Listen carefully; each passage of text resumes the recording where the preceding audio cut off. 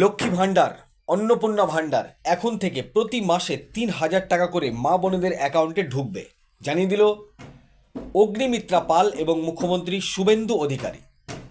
মন্ত্রী অগ্নিমিত্রা পাল তিনি বললেন, লক্ষ্মীর ভাণ্ডার বা অন্নপূর্ণা ভাণ্ডার সবাই পাবে। জুন মাসের ১ তারিখে সকলের অ্যাকাউন্টে টাকা ঢুকে যাবে, লক্ষ্মী ভাণ্ডার বা অন্নপূর্ণা ভাণ্ডারের টাকা। কিন্তু তার আগে একটা যাচাই বাছাই করতে চাই, অর্থাৎ যাদের নাম কাটা গেছে, যারা মারা গেছে তারা পাবে না, যারা আমাদের দেশের নাগরিক নয় তারাও পাবে না। যাদের নাম কাটা গেছে, যাদের নাম ট্রাইব্যুনালে আছে এবং যারা সিএএতে আবেদন করেছে তাদেরকে এই প্রকল্প থেকে বাদ রাখা হবে আপাতত। অন্যদিকে মুখ্যমন্ত্রী শুভেন্দু অধিকারী বললেন, কোনো চালু থাকা সামাজিক প্রকল্প বন্ধ হচ্ছে না, সে ৩০ বছর বা ১০ বছর আগের হতে পারে।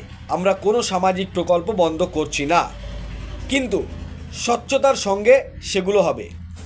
কোনো মৃত ব্যক্তি সামাজিক প্রকল্প পাবে না, কোনো অভারতীয় সামাজিক প্রকল্প পাবে না, স্বচ্ছতার সঙ্গে কাজ হবে।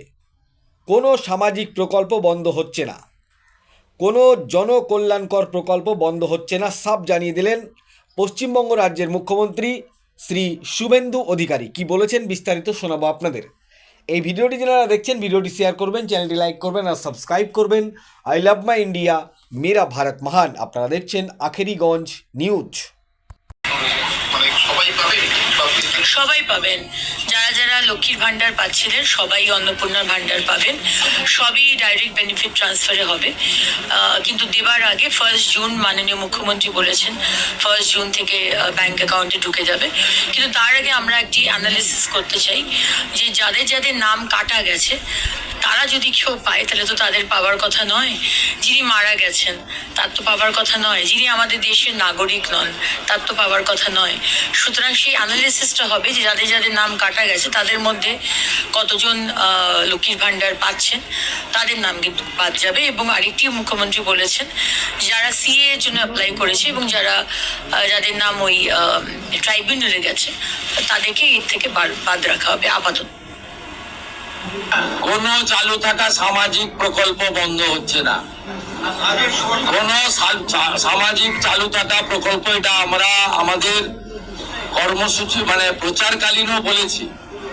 কোন চালু থাকা সামাজিক প্রকল্প সে ৩০ বছর আগের হতে পারে, ১০ বছর আগের হতে পারে, কোন সামাজিক প্রকল্প আমরা বন্ধ করছি না। আমরা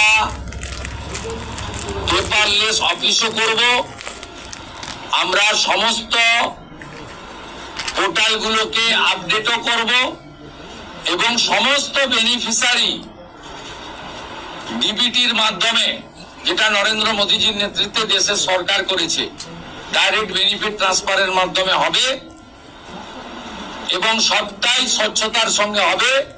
আপনার প্রশ্নের উত্তরে আমি পরিষ্কার বলে দিই, যে স্কিমটার কথা আপনি বলেছেন, আমি শুধু ওই স্কিমটা নয়, চালু থাকা কোন সামাজিক কল্যাণকর কর্মসূচি বন্ধ এই সরকার করছে না, কিন্তু ট্রান্সপারেন্ট স্বচ্ছতার সঙ্গে সেগুলো হবে।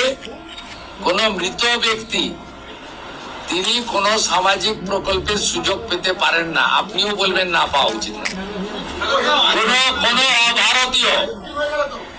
অভারতীয় তিনি ভারতের কোন প্রদেশ বা জাতীয় সরকারের কোন বেনিফিট তার পাওয়া উচিত নয়।